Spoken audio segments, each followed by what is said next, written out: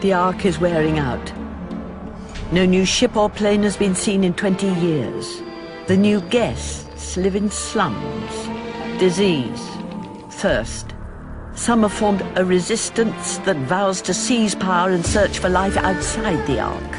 Ark's security force says we must have order to survive. So will you save the Ark or escape it? Brinky, stinky Brinky. At least for some people it is. I've heard some disappointments about this game. I have not played it, and I think we've all played it on a few different systems here, right? You played it on the PC. Is that true, Kevin? Yeah, that's right. Mm-hmm. And Jeff, right, to join us here today, we have Kevin, Professor Jeff, and Jason, who didn't play shit, but, Jason likes to talk shit. So we just decided to have him here. Damn right. Yeah. I told everyone a few email shows ago, I'm just going to make shit up. I don't care. So, Jason, tell us a little bit about Brink. Brink is about a team of really plucky penguins. And they're all talky. They're all very chatty. One of them has a meth addiction, and the game is it's a first-person shooter. Somebody pull this review from this boy right here. Why'd you even start that shit, Jeff? You know better than to get him started like that. So I didn't play the game either. I never stopped me from talking shit too. So it's one of those multiplayer-focused games where you can play offline with bots, but man, are they stupid. So you're better playing online with people. And that's one of the things I hear. Like, there's a lot of problems with it, including, not being able to play very well offline. So we have here a game and see, I was hoping this game would be cool because I like those apocalyptic stories. I love those settings where mankind is on the brink of becoming extinct. There's only a handful of survivors who have to push humanity along, and that's what we have here. We got in this game, and you tell me if I'm wrong here, somebody, because I'm not too well versed in the background of this game either. But you have a handful of humanity on a ship, I believe, called the Ark. It's a floating city, that was built and then detached from somewhere because of the ice caps melted or whatever, so it's like Waterworld. It was like the only floating civilization still around. Okay. Yeah, I was about to say is what's his name, Kevin Costner around here in this game somewhere? 40 years ago, we started building the Ark. Back then, it was an experiment, a dream, a self-sustaining city of the future. But then the seas rose. We were forced to relocate, but still our floating Ark became a refuge for tens of thousands. To maintain order, the Ark was divided. And now we're out of time. And this floating city is called the Ark, because apparently that's what they have to call everything in the future that has the last hope of humanity, the Ark. That's what I was about to say. Yeah. And let me guess, they're trying to find New Earth or Genesis or something like that, so they can. Are they trying to find humanity? Yeah. Are they trying to find Eden or some shit like that? Yeah. Eden, they got to make up some futuristic shit, or else it'll be like, and everyone survived on the floating city of New Denver. New Denver. The SS Waco. No, you don't have to get anything like that. It always has to be the Ark. We don't get any monkeys or giraffes on this thing, do we? I didn't see any. Okay, everybody killed them all and ate them already. All right, so here you have, I believe, 2 factions on this floating city. Now, you have a group of people that says, look, you need to land this shit, okay? Because somewhere out there's more survivors than us. There has to be. And then there's, I guess, sort of an authoritative force on there that says, no, we rule everything, and we say nobody is leaving this ship unless we say so. And guess what? We don't say so. So when you got 2 people who have a disagreement like that, huh? It's jerks versus assholes. Pretty much. Neither of these factions are in any way, shape, or form interesting or likable. You've got a bunch of dirty, smelly hippies with Molotov cocktails who are like, "We want to. You're not my real dad. I'm leaving." And then a bunch of guys that look like mall cops who are like, no, we're going to shoot them. Do they ride those what are those things called, like the mall cops have? Segways. Do they ride those segways while they're shooting people?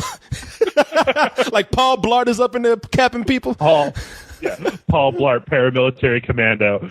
Yeah. So as Professor Jeff is sitting here saying, anybody else would probably say, hey, let's sit down and have a conference or a meeting about this. But when you have assholes versus jerks, they say, no, let's just fucking kill each other. That's how we'll settle this. And so that's where our gameplay comes in. You have these two factions that are going at it in pretty much a big multiplayer shooter. So that's about as much that I know as far as the story goes. Am I missing anything here?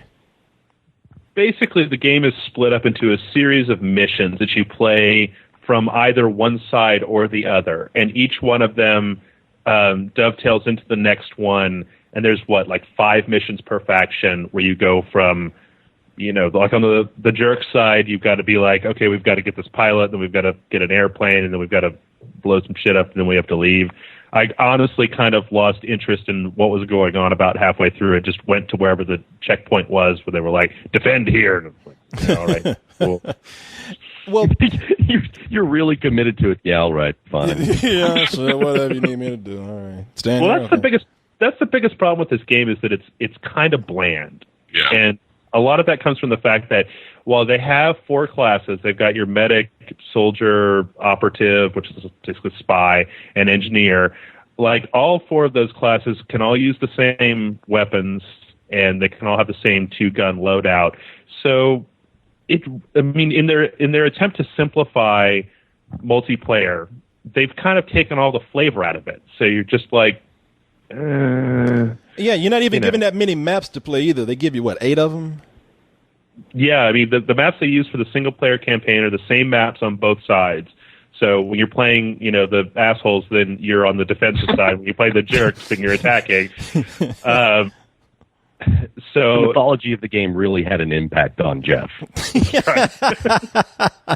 I bought the novelization earlier. The game does lack personality. They try to give you this thing where you can hit the shift key, and it gives you like a parkour type thing where you're supposed to be able to go over every obstacle that's in your way. But I mean, it's really just like you're hopping over something and then getting a shotgun blast to the face. So it's not really that exciting, And the rest of it feels a lot like you're just doing the standard missions you find in a lot of other games, where you put the bomb on the door and wait for it to blow up, so you defend it until it does, and you go through the door, and you get to like the computer terminal and you have to hack it, which is basically just hold the key down until the timer runs around the clock, etc. And you just move from point to point. And I don't know, I mean, Jeff's saying, there's a lot of thought that went into trying to make a better close quarters, first-person shooter, multiplayer game, but at the same time, it feels very much like everything else. It feels like, Quake Wars or something. It has nothing really unique or has personality about it that makes it so you really want to sit down and play it. See, you say I was going to ask, you say it's bland, but that, I thought that being able, because this game involves class combat, so that means that you can actually go in and customize certain characters. So I don't know, you can have pimps versus Scotsmen or something. I don't know how far you can customize your character, but that you can. And then you also have a variety in sort of the types of characters that you have. Like, you have your smaller characters that can't carry that much, or can't carry heavy weapons, or they're not as strong, but they can run really fast. And then you can get really big dudes who, while they can't run very fast, they can, you have them when you absolutely need to kill every motherfucker in the room. So, you can bust in the door with a big Gatling gun and shoot everybody. So I thought that might add a little variety to the game, but I guess there's not enough customization in order for there to be that kind of variety. That's really the only customization option outside of you can choose individual weapons and put, red dot sights and different clips and stuff. And that's incidental, and it does change the game a little bit. But really, yeah, the size of your character is the only thing that you can really affect. And the only, what you get there is smaller characters are able to jump higher and climb up different paths that bigger characters are unable to. Bigger characters can carry bigger guns. But at the end of the day, it really doesn't mean all that much because your smaller character is able to jump up to the top of a building with a sniper rifle. Okay, that's fine, but they're a teeny tiny little character. One bullet kills them. So you spend 20 minutes climbing up to the top of somewhere so you can shoot some guys, and then one guy notices you, turns around and sprays a chain gun at you, and you die. And you spend another 20 minutes rolling back up there. I mean, I mean, it even. I was going to ask you. You got your with these different classes. I guess I don't know. Some people say it's cool. Some people say it's just standard, like you have in any kind of game of this type. I mean, you have every class has their different abilities. I mean, if you have somebody like an engineer, they can go in and be an expert at weapons and turrets and stuff like that. Your medic goes in, he can make people stronger. I guess. I mean, it just sounds like they're trying to put some variety in here, but because they've streamlined it so much to try to make it a simpler form of multiplayer, none of this is working for the game. I think the best way to describe this is when Kevin was talking about the parkour system in the game. The way they set that up is that there's a button that you hold down on the controller that when you run at something, the game interprets what you want to do. So if it's like a ledge, you'll slide underneath it when you get to it, and if it's like a crawl space, you'll slide through it. If it's a ledge, you'll jump up on it. If it's higher, you'll pull yourself up. Which sounds like an interesting way, and it's a good way to simplify the game. But what you end up with is that you just hold down this one button and run in a direction until you hit a wall, and then turn. It doesn't matter that you. Do you just run smacked into the wall sometimes? Yeah, but it seems like in their efforts to simplify everything, it's too simple. It's not as refined as something like Modern Warfare's really tightly wound, multiplayer component or something like Halo. But then the class-based system and the way that it all kind of runs together and blurs together means that your individual classes aren't as specialized as they are in something like Team Fortress 2. So I just don't know if this game is going to be able to convince anybody who's already into one or the other of those genres to come to this kind of weird, tepid middle ground that they've created. Well, you were mentioning the AI characters in this and just pretty much how fucking stupid they are. I mean, so if you're playing offline and you don't want to play with anybody else, you don't have any friends, you're lonely, your mom don't let you outside, whatever. I mean, how's the offline gameplay? I mean, well, you say it's not that good. Just how bad is it? It's the same thing you get into with any bot-based FPS. It's easy. Yeah, the bots are stupid, though. Oh, my God. Jesus, the venom in your voice, they're just fucking stupid. They'll just stand next to you and you just kill them half the time. They're not even looking at you. And for some reason, if you get wounded, like you have this weird thing where you can get wounded and still shoot, and then they don't know what to do with you. They just stand there looking at you and you're just killing them like nonstop. Like, why aren't they killing me? I don't understand. And the game has this other weird mechanic, like you don't really die. Like you can take a bullet to the head and you fall on the ground, and you can just sit there forever waiting for a guy to throw you like a syringe so you can get back up. So like you can restart at the checkpoint, but it has this weird thing where like anybody you kill is not really dead if a medic can get to them, which I don't know. It's a weird kind of it's a weird difference in other first-person shooters, because if I shoot you in the head, you should be dead. You shouldn't be able to just come back because you stuck a needle in your arm or whatever. What's that telling kids? Kevin's all talking about the boss. You disgust me. You're so stupid. Get the fuck out. If I shoot you in the head, you're supposed to fucking die. What kind of fucking bot are you? Yeah. Kevin's like, that's at least the way it works for me in real life. When I shoot people in the head, they don't get back up. I expect to see that in the fucking game. This is bullshit, man. The effects of violent video games on kids. What about the effects of violent video games on Kevin and Jeff? When you just hate Kevin to kill you, because Kevin just talks shit to you before he does it. I'm gonna put this bullet in your head, and if you don't die, you're just fucking stupid. You're just That's dumb. Right. I'll kill you, and Jeff will take your dog. Jesus rose from the dead 3 days later. He's just stupid. He's supposed to stay dead. Fuck Jesus.